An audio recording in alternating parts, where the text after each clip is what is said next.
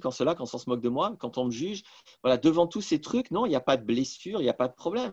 C'est les gens, de toute façon, ils font ce qu'ils veulent et on ne peut pas les en empêcher. Mais moi, je suis qui là-dedans? Est-ce que je pense qu'il faut que je cours derrière et je vais penser que je suis amoureux et je vais passer 15 ans dans des relations toxiques? Ou est-ce que j'existe, je me positionne et je vois qui je suis devant la trahison, enfin, etc., les rejets, etc., etc. Et la Donc trahison, oui, le rejet, et ce entièrement qu'on appelle d'accord. habituellement blessure, Ouais, selon un référentiel à la liste Bourbeau et les 5 c'est ça. blessures, etc., que je J'aime beaucoup son travail, respecte mais c'est vrai que le mot blessure, je ouais. trouve maladroit. Parce que Pardon. c'est une blessure. J'aime beaucoup le travail de Bourbeau, mais la notion de blessure, je le trouve maladroit parce que, en fait, c'est une métaphore. C'est le corps qui a des blessures. La psyché, elle n'a pas de blessure. Ça ne marche pas pareil. Le corps, c'est de la matière et quand je me coupe, il faut du temps pour que ça cicatrise. Voilà. La psyché, ça ne marche pas du tout comme ça. Ça n'a rien à voir. Donc, ce n'est pas des blessures. C'est des situations traumatisantes qui nous sont arrivées quand on est puéril. Et il faut les résoudre en tant qu'adulte. C'est tout. Moi, je dirais comme ça.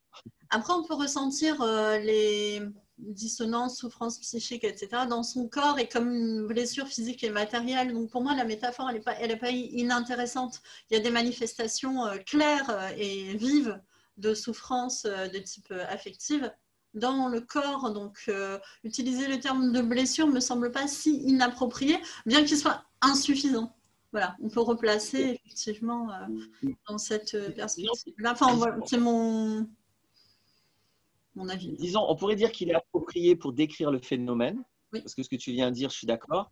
Mm. Mais si ce que je veux, ce n'est pas me contenter de décrire le phénomène, c'est de le résoudre, de solutionner, à ce moment-là, il peut m'orienter sur une fausse piste. C'est ça le problème.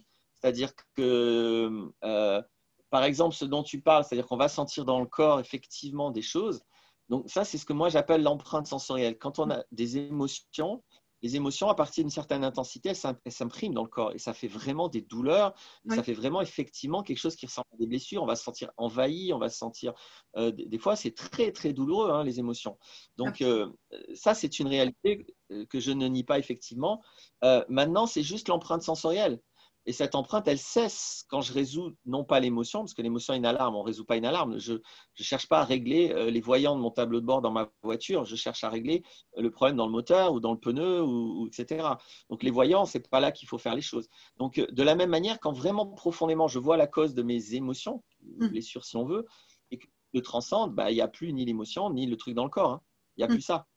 Donc, si je bloque sur le sensoriel en me disant oui, mais c'est dans mon corps, je peux être dans une fausse piste, je peux avoir l'impression que je ne peux rien y faire et que c'est comme ça et que je ne peux pas le dépasser.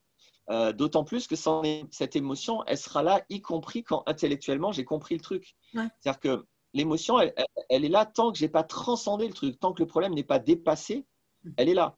Même quand je l'ai compris, l'émotion, elle est toujours là. Elle ne cessera que quand j'ai effectivement transcendé, non pas l'émotion, mais l'origine identitaire dont on a parlé tout à l'heure.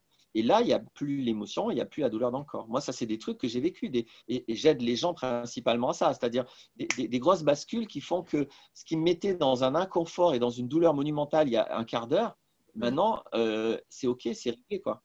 Moi, ça, c'est vraiment des trucs que j'ai vécu souvent. On peut parler d'arracher le mal à sa racine pour ne pas qu'il Ouais, repousse. c'est Quoi. ça.